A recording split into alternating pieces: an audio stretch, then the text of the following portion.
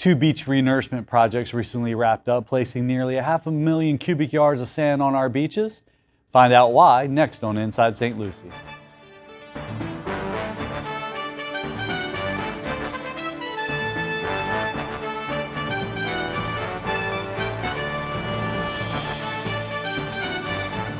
Hello and welcome to this edition of Inside St. Lucie, SLC TV's monthly government affairs show. I'm your host, Eric Gill, Communications Director for St. Lucie County. And on today's show, we're going to talk about the Port, Inlet, and Beaches Department with the Director, Joshua Revord, and St. Lucie County Commissioner and Erosion District Chair, James Claspy. But before we meet our guest, here's some upcoming announcements from the Board of County Commissioners. St. Lucie County's aquatic staff is hosting a variety of swim lessons for children and adults all summer long. Scholarships are available thanks to funding from the Children's Services Council and donations from the Sunshine Laundry and the WPSL Carol Wyatt Christmas Kids Fund. For details, please visit stlucieco.gov/aquatics or call the staff at the Ravenswood Pool at 772-871-2183. Wreck and Roll returns this summer as St. Lucie County's Parks and Recreation brings family-friendly activities out into the community. Designed for students who aren't able to attend traditional summer camps, Wreck and Roll brings summer camp fun directly to neighborhood parks at no cost. The program takes place Tuesdays through Fridays in June and July from 10 a.m. to 1 p.m. A special archery day will take place every Wednesday at Longwood Stadium. Archery is limited to the first 15 participants and there is a $10 fee per student. To register for archery, please visit stluciecountyfl.perfectmind.com. The free weekly Wreck and Roll events will be held on Tuesdays at Roy and Janice McGriff Park at 2508 Juanita Avenue in Fort Pierce, Wednesdays at Longwood Stadium, 1302 Virginia Avenue in Fort Pierce, Thursdays at Collins Park, located at 341 Bear Claw Street in Fort Pierce, and Fridays at White City Park, located at 2081 West Midway Road in Fort Pierce. Now for the latest updates about all St. Lucie County Commission meetings, workshops, and events, be sure to visit our website at stlucieco.gov and click on our comprehensive calendar. And if you'd like to be added to our press release distribution list, send us an email at pio@stlucieco.gov. We'll be happy to include you. We're also on all the social media channels at St. Lucie Gov, so we hope you'll follow us there as well. We're going to take a quick break. Before we do, we're going to check in with the latest economic development stats. St. Lucie County's tourism experienced a 3.86% increase in revenue in March compared to last year. Overall, for the fiscal year, the tourist development tax is down 2.6% compared to the previous year. Overall building activity increased by 19.5% in March compared to the previous month with 944 applications submitted. This was a 25.7% decrease over the same month 1 year ago. Permitting revenue increased by 37.3% compared to the previous month and 32.9% increase over the same month a year ago. According to the Florida Realtors Association, the median home sale price in St. Lucie County for March was $395,000, a 1.3% increase, while condo values remained the same as they were a year ago with the median price at $315,000. St. Lucie County's unemployment rate for March was 5.1%, slightly higher than the state average of 4.4%.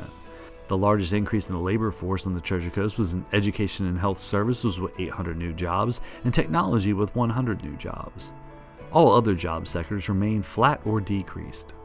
According to CareerSource, March's non-agricultural employment in our area decreased by 2,200 jobs compared to last year. If you work for a local business looking for skilled or trained labor, be sure to contact the staff at CareerSource as they can assist your company with recruitment and training needs. And if you're an individual looking for a job, they can help you as well. Visit CareerSource online at careersourcerc.com or call 1-866-4U2-HIRE. Welcome back to Inside St. Lucie. I'm your host, Eric Gill, Communications Director for St. Lucie County, and I'm joined by Joshua Revord, the Port, Inlet, and Beaches Department Director. You want to just say Coastal Engineer because that's what I know you as, but you're Department Director now. Yeah, it's great. It's a great program and love my job. And we'll get in a little more about what that job is. We also have St. Lucie County Commissioner for District 1, James Claspy, also the Erosion District Chair, so it makes sense to have you on. And you wanted to talk about erosion. We just finished two major projects on South Hutchinson Island and the Fort Pierce Jetty Beach. But before we get into erosion stuff, let's talk a little bit about anchor limitation areas, because I know that's something when you first got into office you had concerns about, the number of sailboats that just kind of sit there in the causeway and inlet, and how are they being monitored and tracked? And Josh, I know you guys are have launched a new program that's kicking off. It's already underway, actually, right? Yeah. So let me kind of unpack that a little, Eric, and just give you a little background. 3 years ago or so, I started in this position and really just taking care of our beaches, our inlet and port development. But the city marina came to me when I first started, and they said, look at all these derelict vessels.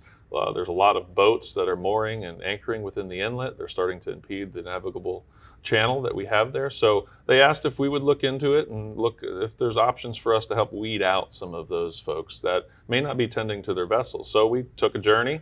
We ultimately looked at a graphical analysis of the last 10 years to see where people were grouping.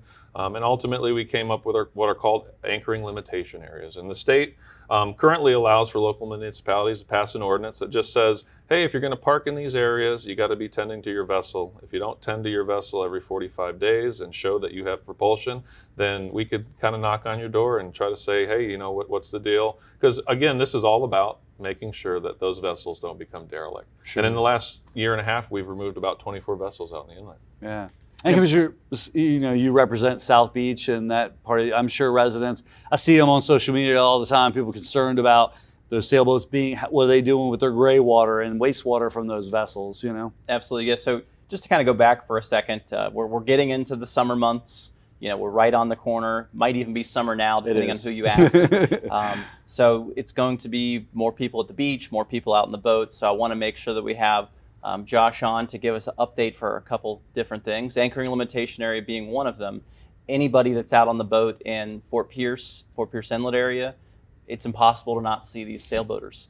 And it's not that sailboating is a bad thing in itself, but we want to make sure that people are properly getting rid of their gray water, that they're not becoming navigational hazards, that they're not abandoned. So with this anchoring limitation area, it gives us the tools that we need, Josh and his team and the law enforcement need to go out there and make sure that they're not a burden to boaters. Yeah, and because you see it sometimes even with like RVs and campers, right? You can't you're not supposed to anyway, take an RV and just pop up in a county park overnight and not, and then we're missing the tourist development tax, and I know Charlotte likes to get that revenue to help pay for the Met Stadium and the other resources that it covers. So sailboats don't have that. They can just pop there, but like you said, you don't want to have it sitting there more than a certain amount of time. You also can't just bring your RV to a place that you're allowed to be and dump your gray water into the Yes, canal. exactly. So that's something that you can get away with easier on a boat because no one's watching you in the middle of the night.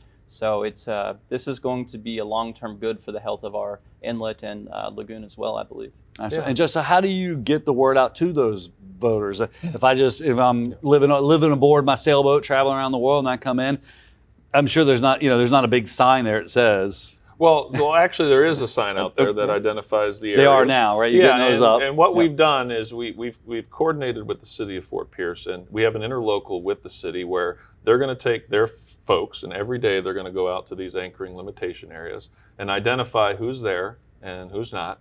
And they're going to more or less augment the law enforcement needs to make sure that we have documentation on what vessel's there and what they're doing. But when they touch base with those folks, we made nice little convenient cards with QR codes so that every one of those patrons can take a look at where they're at, what the requirements are, where they can dump out their gray water and their black water. But really what this does is it allows us to go from a reactive regiment on the water to a more proactive. And that daily regiment of being out there, we'll get to know our neighbors, we'll get to know what their intentions are, and ultimately it's going to give us a flag that, hey, you know what? Someone has a vessel here, they're not there, they've met that 45-day window, now we can get engaged before that vessel sinks. And that's the key, because if we're looking at water quality, once that vessel sinks, everything that's in it goes everywhere. And we want to be able to catch that before it happens. And we're right on the verge of starting this enforcement, but there was a lot that had to happen prior to this. So could you just go over a little bit what all had to go in to get permitted to do this? It was. So the first thing we needed to do the assessment to figure out exactly where would be the best place to put these. So we did that. After that, we had to go through the rulemaking to get the ordinance together, to get our interlocal together, and then we had to permit through 4 different agencies: the Coast Guard, FWC, DEP, the Army Corps of Engineers. So it takes a village, but we got through that process, and like you said, we're just about at the cusp. The last marker has been put out there to notify the public that these areas are live. And next week we have a meeting with all our law enforcement partners to make sure that we kick this off the right way so that we can ultimately just gain a little bit more control on what happens within the inlet. And since we're speaking of, this is happening now, next week, for those viewing at home, today actually is the 21st of May, so you may be seeing this a little bit after. It'll be live by the time this airs. It will be live by then. Yeah. Right? Yes. That is the the goal. website's up and live. That's I know the that. goal. And so with that, how is it going to be enforced? You mentioned that there's going to be an enforcement kickoff coming up, so that's coming up this next week. Yep. And so what we'll do is we've been having periodic meetings with law enforcement to not only showcase the ordinance, but to prepare them for what their portion of this effort is going to be. And again, the idea here is that the city staff is going to be able to geolocate these vessels, to identify the VIN number, be able to more or less document everything that happens within these areas, and then be able to pass that to law enforcement. And law enforcement has some additional tools that we couldn't have otherwise done without this anchoring limitation area being put together. They have the ability to fine, they have the ability to sticker if they are in fact derelict vessels, and then also if they're possibly in that gray zone where they're not quite derelict, but they're trending towards, they have a VTIP program with FWC, which ultimately gives an owner the ability to just give up their vessel. We can remove it before it becomes a nuisance and drags all around the inlet and impacts all the other commerce that happens within our inlet. Yeah. You mentioned derelict vessels, and I wanted, because you recently took that over from Parks. I think it used to be under Parks and Rec, and makes more sense, right? Port Inland Beaches, your office overlooks where a lot of these, we were getting a lot of calls, and so it just made sense. It does, and I think people need to understand, because a lot of folks don't understand, why does it take so long? And maritime law is a lot different. Like if I leave my Jeep abandoned in the right-of-way on 95, it'll be gone in a couple hours. Maritime law is a lot different, right? Yeah, it's really hard to pigeonhole any one of these vessels because they have the right to kind of moor wherever they want to, as long as they're not impeding commerce. So that really becomes an issue.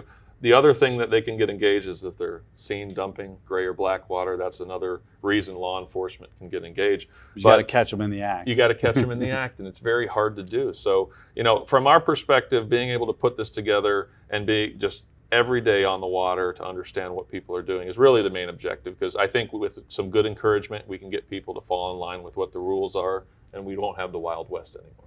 And with the derelict vessel program too, it is kind of a state-run program, so we apply, because otherwise we're absorbing a lot of those costs to remove those vessels. No, we want to protect the environment, but at the same time, we like to get reimbursed when we can. We can at the same time. Yeah. So what we did was we just sat down with FWC and we said, look, we're going to give you a weekly snapshot of the things that we see, so that you guys can better position yourself when you're on the water. Because sometimes they're not out there but 1 or 2 days a week. And if they don't have the knowledge of what's happening in the field, then it's just going to get missed. So what we did was we put a regimen in place, and now these processes are going a lot quicker. And so, like I had said, I think we're at our 24th vessel this year, which is a great testament to cleaning up the area. The job isn't done because more vessels keep coming, but now we're in that proactive regiment, which before we were in reactive regiment, where we were reacting to calls and complaints from the community.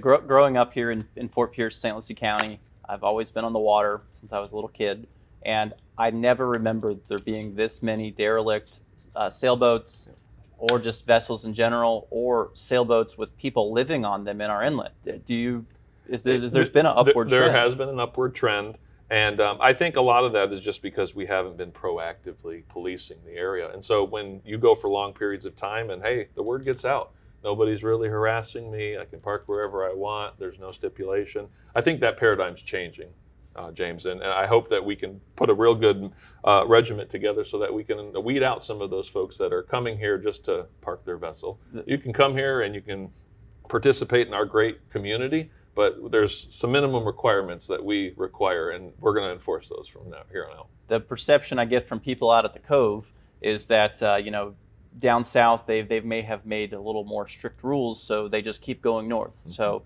perhaps when we have our enforcement area online and enforcing, that they just keep going north. That could be the outcome. And the boundaries are available online. If you go to stlucieco.gov/ALA, it'll take you right to the anchor limitation area. We tried to shorten it for you. And like you said, you got some great QR codes. People can scan them at the marinas and things like that.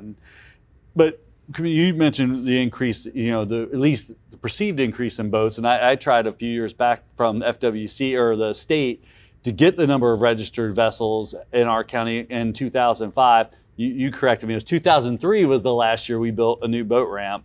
I would imagine there's a lot more people here. I imagine there's a lot more boats too. So I know that we're working to build a new boat ramp. Yeah. We have renovations on another one on North Beach, but we'll talk about that once the high-rise bridge is finally done. But yes, so not just boaters, but Yeah. since 2003, I think everybody can see that this county is drastically different. Sure. I don't have the exact number in front of me, but I think we all feel it. There are many more people it's here at least in this 100,000 county. more people. Go to the boat ramp on any given Sunday, you'll see it, Yeah. especially the fact that we haven't built a new boat ramp since '03. Boaters are feeling it. Yeah. And one of my campaign things was that, boaters are voters. So we can't forget about them, and we can't, it's one of those things you can't let development outpace infrastructure. Well, boat ramps are infrastructure. Yeah. It's part of the quality of life, and part of the Florida lifestyle is going out on the water. And it's a tradition that we need to make sure stays here and accessible for everybody. So you kind of segued into it. There's a new regional boat ramp coming in at what we now call Harbor Point, right on Taylor Creek. And perhaps Josh could give us a little glimpse into what that design is going to look like. And Yeah, no, the boat ramp facility is going to be great. We've been putting a lot of effort into making sure that we best use this last remaining parcel of the land for the said purpose, providing our constituents with the accessibility that they expect. When we looked at the available boat ramps within our inlet currently, we tallied 147 trailer parking spaces within our 3-mile inlet complex. Which has been the same since 2003. It's been the same since 2003. So with all the additional folks, and then looking at how many registered boats are in St. Lucie County, we're inching closer and closer to 15,000. We're certainly underperforming. And so I'll just kind of give a little bit of evidence. I'm a boater. I have a lot of friends that are boaters. And typically what I hear from the community, given our current status, is, hey, this is a great day to go out boating. It's a holiday weekend. I'm not going because there's not enough facility. There's a headache. And so this really went into the formulation of our boat ramp facility because that headache keeps people from enjoying. And if we recognize that this inlet and our beaches are the focal point of our community, then we need to make sure that we do as much as we can to accommodate them. So as part of the boat ramp design, we've incorporated a few great elements. One, we're going to position ourselves to potentially have a bait shop option, if not at minimum, ice options at the launch. We're providing some food truck elements so that we can provide those opportunities to the patrons. I know when I was younger, when I would go out on a boat, we couldn't you'd stop here, you'd stop here, you'd stop here. We're trying to make a really convenient location so that you can go get your ice, get your bait, get your food, launch your boat, tie it up to a tending dock, and wait for Bill to come with the beer. That's what we want to do. We want to provide an experience so that that location can also be a prime destination for all future fishing tournaments in the county. So we've put all of those things on the table. The best thing for us too as well, Clasby, is we put into this prescription a working waterfront element, which people might not recognize as essential in order to do the marine things that we do in our county. But this space will allow for us to do our artificial reefing as we've done in the past. Which we still, it's currently Which we do, so. but it'll perform a lot better than it has in the past. We'll have a formal area, and then that can ultimately give back to the community by allowing those local contractors that do those marine activities to have a space to do all of those heavy lifts and all of those onboard and offboard elements that are associated with that working waterfront. So this is going to be a great complex. We have a lot of funding partners as well. So it's going to be a great project. That's often a part that some people that know about the boat ramp overlook is the marine industrial commercial side of the boat ramp. There's not many public commercial boat ramps that you can pull up with a barge and utilize that to load and unload. And I'm sure there'll be a process to how someone would utilize that, which would be upcoming. But what we're hoping to do with all those elements we described is to provide some revenue. We wanted to make this project as budget neutral as possible. And so by incorporating an ice option, some food truck options, the tending dock, and this multi-purpose area for commercial elements, we can bring a little bit of money in, which helps offset the future cost of the facility. So I think what we've tried to do is just integrate smart components into this plan to make it more viable. a couple things about that though, and we'll see where it goes. One thing that's really important to me is that the boat ramp itself remains free and open to the public.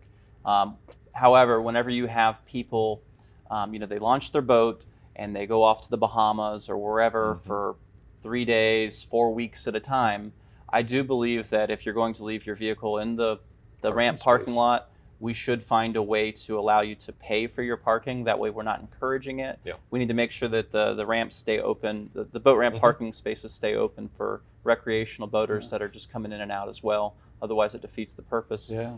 I agree with you wholeheartedly, and we've had requests already. People have understood that we're moving in this direction, and there's a lot of folks that like to be able to park their trailer, go to the Bahamas. So another revenue stream, but I agree with you that local boy that wants to put his boat in the water, we're not looking to take that and monetize it. We want to provide all those amenities so it's a convenient location. So it becomes the best boat ramp in the county. Yeah, and it hit me in the head just a minute ago whenever you were talking about the Memorial Day weekends and the holiday weekends boat traffic. Whenever I was growing up here in Fort Pierce, my dad on holiday weekends, we would go put the boat in the night before and find a friend's house to tie it up to. Yeah. I mean, and not everybody has access to something like that. Yeah. It does deter a lot of people from going out in the boat. does. So I'm really excited about this. Mini season used to be like that. It's died down a little bit. Yeah. I think is the cost of tanks and everything else and regulations. But I remember same thing, right? Right. Go out at midnight, put it in neighbors. Yeah, try to avoid the clutter, and this will essentially double the amount of capacity that we have. So it's a great thing for a community and for visitors, because people are going to come from Vero, they're going to come from Martin County to take part in our great inlet. It's much needed as well because downtown Fort Pierce vastly evolving. They've reduced some boat trailer parking spaces since 2003. So not only have we not added to the boat trailer parking, we've actually lost some. So this is such a much needed project, and it's part of the county's port master plan, which is currently undergoing a bit of a update. And so maybe you could give us a little. Yeah, so a little update on port. In 2020, we passed our master plan, which envisioned our port really embracing the maintenance, repair, and overhaul of mega yachts, and then looking to the future with this possibility of shipbuilding. So that was more of the southern portion of the port, but the northern portion, Harbor Point, has always been dedicated to this idea of having recreational and marine commercial kind of intermixed to create a destination for our residents and visitors. So we're moving through that process now, and the one thing that I would highlight is that we're not re-envisioning what the 2020 plan put out as a vision. We're just adding some new components, like a regional stormwater pond, which is becoming more likely to come to fruition as we move through time.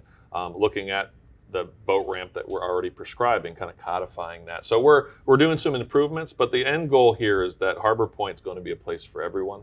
It's going to have that education, that tourism, that multi-purpose and function, so that people can go there and do multiple things and still enjoy that space as they've done in the past. I wanted to ask too, Jesse, you mentioned the Port Master Plan. I know during the month of June, you're going to have some workshops and there'll be people to provide input, and the information will be on our website. I've seen some comments recently too that, well, why don't we have cruise ships? And I know the port that, there's some debate on whether or not cruise ships really help with the local economy. And I think the Port Master Plan back in 2020 showed that, like you said, the maintenance, rehab, and overhaul provides better economic jobs, higher paying jobs. You've got director already established there. They're paying their rent. They're hiring people. They've got boats there that had 6 or 7 not that long ago docked up. But we don't want to deepen the turning basin, right? We want to keep the inlet, where it is now, and we don't want the Haktua virus or whatever coming in on some cruise ship, Yeah, that hasn't really been the focus. The focus has really been jobs. Yeah. And for me, coming into this position a few years ago, I'd taken a lot of my cues from the vision in 2020. And in 2020, it was, how do we bring the industry here so that we can give those jobs? And the one thing I'll point out is that's really particular is that the federal features that we have are turning basin. Straight inlet. These are regional assets that we all contributed towards.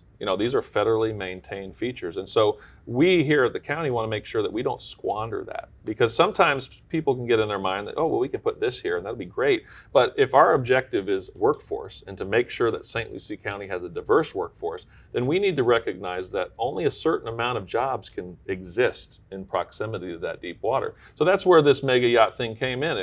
This is a reasonable type of work, and it takes skilled trades from every facet. So how do we take that and allow for that natural migration from South Florida to allow for those jobs to come to the Treasure Coast? And Commissioner, you mentioned it too, like we've had a long history of just culture of marine activity, and you go back to the Bacchus Boatyard and the Chris Craft boat, and we still have Maverick and Pursuit building boats here. So, and now with Director, they're not building boats, but they're, maintaining them and painting them and refurbishing them. So and those big yachts, those big motor yachts, have jobs in them that you wouldn't even really think of right off the top of your hand. High-end woodworkers, carpenters. There's all sorts of electricians, plumbers. Absolutely. And those guys, because they're working on that boat, usually get paid a little bit more than their land counterparts. So they're great industries to get into, high trust industries, obviously. Yeah.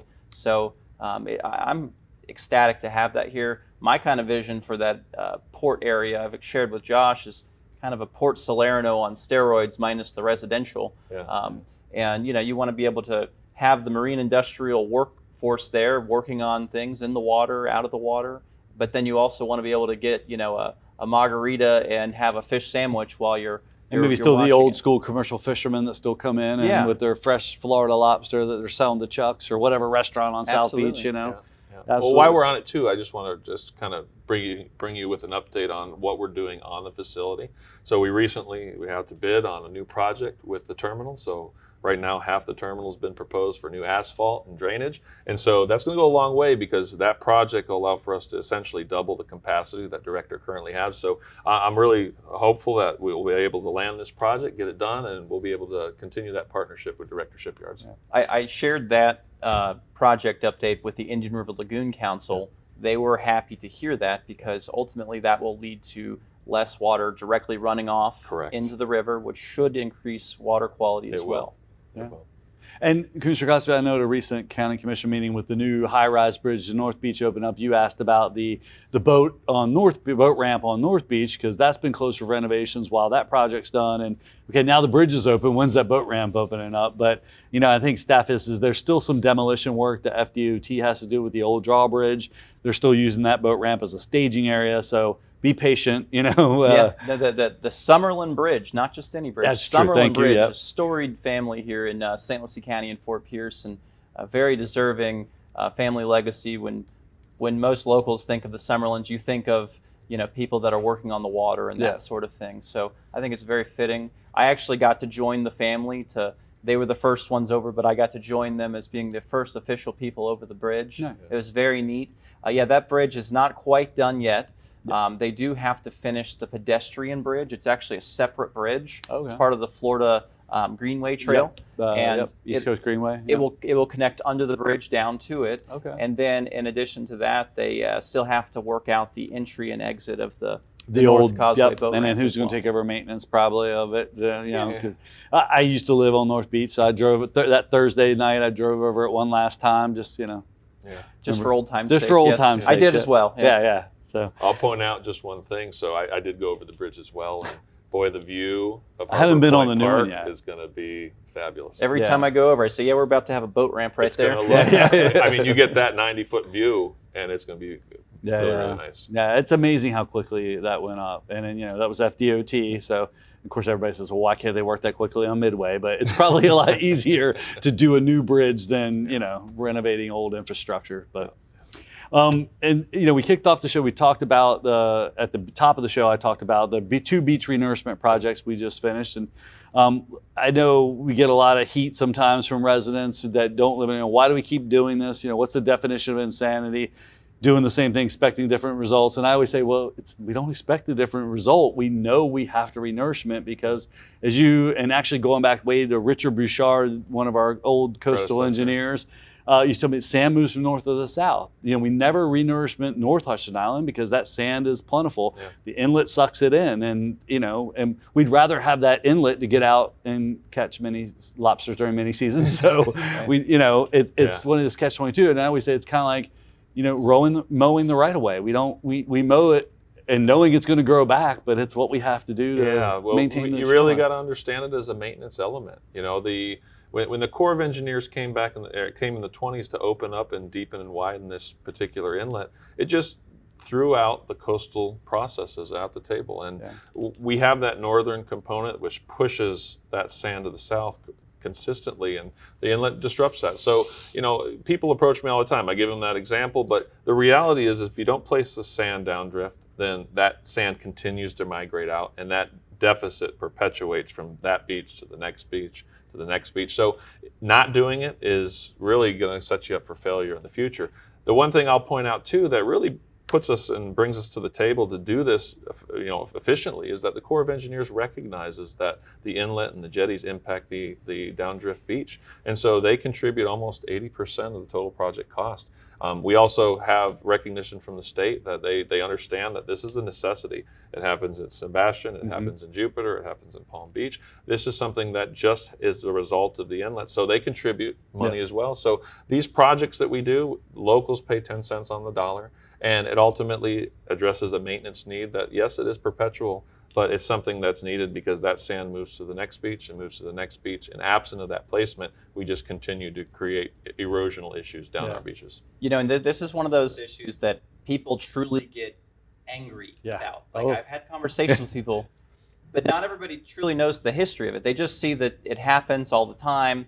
A lot of people don't actually go to the beach that often. Like some folks in Port St. Lucie and others, they know that we're spending a ton of money. Even people see the price tag. Even people that live right there on South Beach, they might not even necessarily know the cost share with the federal government. And then you have others, like myself, before I was elected and better educated on this, better. And so whenever you learn about the history of it, that it was originally designed back in the 60s. The project itself, yes. It was designed in the 60s, and they thought the sand was going to last, 7 years? Yeah. And that it only lasted 4, the very first iteration of it.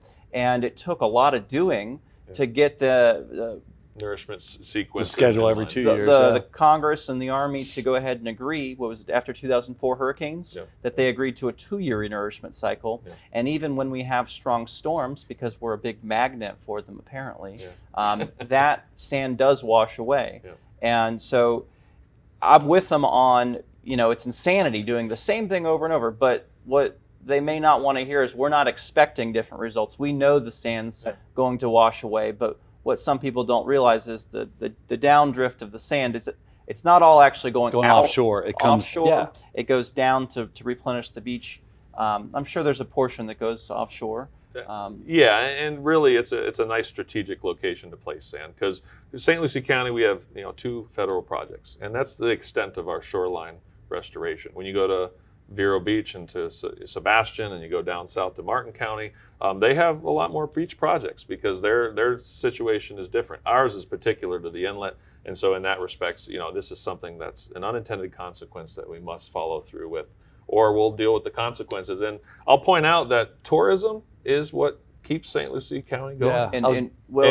We do also, have the moniker that's nobody wants is the most erosive beach in the state. And so that's not something that we necessarily want, but we have it and we have to address it. And moving forward, the Army Corps just finished their environmental assessment of Jetty Park area, and they've come to some conclusions. One of them is how we're going to manage the beach potentially for the next 50 years. Correct. And if you could give us a little update on that. Yeah, James. So we've been working for the better part of the last 2 decades to look at the next phase of this relationship with the Army Corps of Engineers. Originally, it was supposed to expire in 2020. We were able to get Congress to extend that a little bit further. But in the meantime, we've been putting a plan together to address how fast the sand migrates from that location. So the prescription that's been universally within the spheres of the folks trying to address this issue as the best policy is to put coastal structures. Coastal structures, if not placed in the right location at the right elevation, can be a detriment. But in our case, we're in the worst case scenario. And so the prescription is, how do we use structures to better position us to get from that 2-year interval to 4-year interval or 5-year interval? Because reality is, if you can address how fast it moves, then you can moderate how frequent you need to do the project. And for us, frequency makes a lot of difference. You know, there's a big difference for the next 50 years with the Army Corps of Engineers of doing that every 2 years versus every 4 or every 5 years. The cost is the biggest driver. And so to be resilient, you have to change with the times. We can't just keep doing the same thing over and over again because we'll lose our funding partners. Right. Nobody wants to continue to perpetuate this issue into the future. We want to do better. And so these new structures that we've been pursuing are going to be that factor that allows for us to change the paradigm to get a better return on our investment to deal with this maintenance issue. Yeah. And so there's no end to the number of solutions that have been proposed to me I know. for the beach. And when you give an update to someone that just finished telling you that their idea is the best one, that it's different than what that is, Sure. they get angry again, and they Because tell they're you all that- coastal engineers. That's right. who've That's studied this. a terrible idea because Yeah. it's going to cause erosion Yep. further south and these sorts of things. Or- And yeah. you know, I'm not quite to the level where I can refute all of that, so I generally refer them over to Mr. Revord here, Yes. and he does have conversations with them. In fact, I've had at least 3 people come into my office, and Josh has sat down with them for 2 hours. Yeah. They've asked all the questions, and I'm telling you, I think they leave there still angry, Sure. but a little better Understanding. More educated educated, and a little better understanding and relieved that it's not the county fronting all of the... Not only that, it's we just don't have autonomy to just say we're going to put a T-groin in there or we're going to build a seawall, right? It all has, like you said, even for the anchor limitation, it was 4 different state and federal agencies we had to go through. Yeah. The beach is the same way. Yeah, right? it takes It's- a long time to get anything through. Yeah. And to go back to your idea of, you know, I've had people approach me and say, hey, put mangroves out there. Yeah, well, yeah. you know, or do seagrass, do sea oats. And the reality is we're dealing with a coastal erosion element. And so you're very limited in what you can do. You can place sand. That helps with the beach. But then people come and say, well, let's put a seawall. Well, that doesn't secure the Right. beach. That Yeah. just creates an impenetrable obstacle so For that sea when turtles. when the sea actually gets to that point, you have no beach, but you have protection. So I think the reality is the state in general accepts beach renourishment as the best policy because ultimately that's why people come to St. Lucie County and to the state. They want to have that beach experience. Jetty Park, the inlet, our beaches are iconic for this area. And so there's a level of effort that we need to put into this prescription to ensure that we still have that and we can still propose that to all the folks that want to come and enjoy our space. We went through that feasibility study to look at T-groins and we looked at all of these measures and, you know, there's nearshore hard bottom. There's an extensive amount with biological elements all over the place. And so you can't just do something offshore because there's unintended consequences. There's people that say, well, why don't you bypass sand from the north? Well, we happen to have a world-class surfing area. We have high-density nesting turtles. And then ultimately, our needs are greater than what actually gets to the North Jetty. So when you look at it all in combination, we really refine to the best possible opportunity to solve this in a way that allows for us to be more resilient by putting strategic structures that we can tease to make them more porous, less porous, to allow to manage that flow rate so that we can better position ourselves for less nourishments in the future. And I've read this environmental assessment. It's a great read. Definitely recommend reading it. We'll include some kind of a link somewhere. I have. We have it on our website to read it. It truly is. It's interesting because it gives you a history of the area. It gives you a complete analysis of the animals that are impacted. And I believe the recommendation was actually a 3-pronged approach, not just the T-groins, but it was also continued renourishment, Yep. except it's supposed to double the life of the sand. So instead of 2 years, they're aiming to 4 years. Yep. And then they also recommend vegetation, if I'm not Dune mistaken. vegetation in Right. the new project, yes. Yeah, so there's dune vegetation, and then the other element is we completed our sand trap a couple years back, and we're hoping to integrate that as well, because in that T-groin field, there'll be a certain need at certain times, and the volume that we can collect within the inlet with that sand trap may be able to put us from that 4-year interval to 5-year interval, further getting those cost savings and realizing them because of the proximity of that sand. So a couple of the things that people also have to remember is we're dealing with Congress here and the federal government. County government takes a long time, some people think, but good Lord, the federal government sure takes its sweet time. And so that was something that I had to grasp and understand myself, because I was told, we have half the funding for the engineering of the T-groins. It's like, oh, that's great. How much do we have remaining? It's like $500,000, something, a lot of money, Sure, but not a lot of money in comparison to a project like this. budget. Yeah. And so, I was like, well, can we just, front them the money and get Yeah. it going? And I was quickly told that's not how Congress works. Yeah. They almost intentionally throttle your project because they're not ready for it yet. And so I've talked with Congressman Brian Mast. I know Josh has as well, and our whole legislative team. And Congressman Mast has made the finishing funding of the T-groin area one of his top priorities for Congress. And I'm told that it's in one of the water bills for this fiscal year for the Congress. It's currently queued up. He's been invaluable when it comes to moving the project forward. And just to kind of identify that process, every step in this journey to get a federal project to maintain a relationship with the Corps of Engineers requires congressional approval. So my job, unfortunately, takes me to those positions to continue to advocate to make sure that we're included in those authorization bills, that we're included in those appropriation bills. And so every step of the journey leads to what seems could be a fix in a couple years ends up being a decade or two, because it's just one process after the next. You have turnover, you have to basically bring people up to speed, not only internal to the Corps, but in Congress as well.